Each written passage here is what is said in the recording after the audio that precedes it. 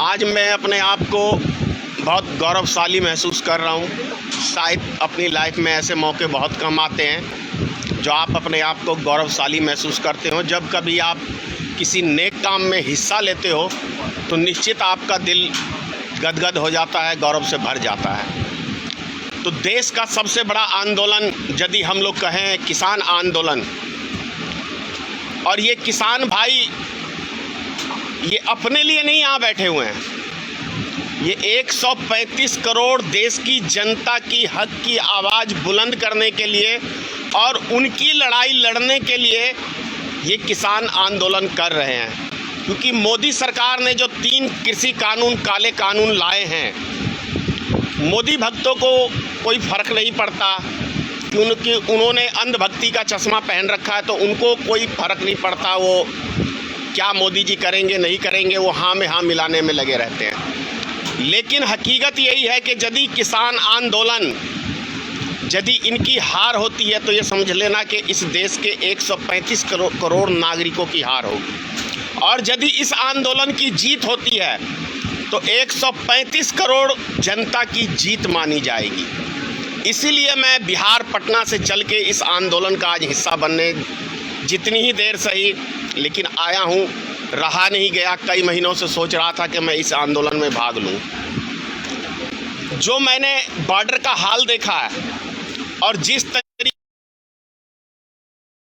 हम लोग को देखने को मिला कि केंद्र सरकार ने किसान आंदोलन में लोग भाग ना ले पाए, कीले गाड़ दी, ज़मीन को खोद के कांटे वाली तारें लगा दी, और मैं अब भी आया हूँ तो रास्ते सील किए हुए हैं ताकि किसान आंदोलन में लोग यहाँ ना आ पाए।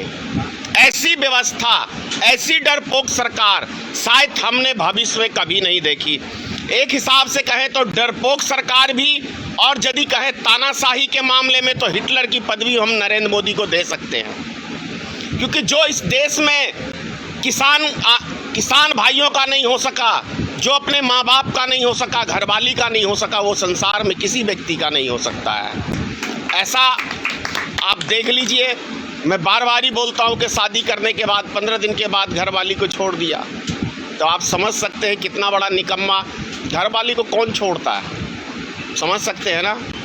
घर छोड़ के कौन भागता है, कोई आवारा बच्चा भागता है। तो ये आवारा घर छोड़ के तो भाग गया, और इस आवारा के हाथ में देश की जनता ने देश दे दिया। तो देश का क्या हाल कर दिया है ये हम सब अभी देख रहे हैं। मैं इतना ही कहूँगा कि हर एक व्यक्ति से आप इस किसान आंदोलन का हिस्सा बनिए और सरकार के ऊपर दबाव बनाने का काम करें, ताकि ये जो 3 कृषि कानून बिल है जो अडानी के हाथों में दे दिया है, सारे गोदाम की चाबियाँ, इसे आप छीनने का काम करें।